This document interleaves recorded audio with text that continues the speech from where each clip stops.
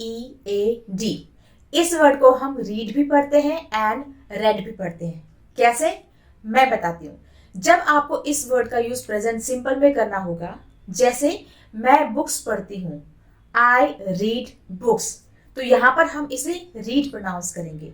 लेकिन जब हमने पास्ट के बारे में बात करनी हो, जैसे कल मैंने एक बुक रीड की, yesterday I read a book, तो यहाँ पर हम इसको रीड नहीं रेड प्रोनाउंस कर रहे हैं। तो आई होप आपको समझ में आ गया होगा कि READ को प्रेजेंट में रीड कहा जाता है एंड पास्ट में red. Thanks for watching, subscribe for more.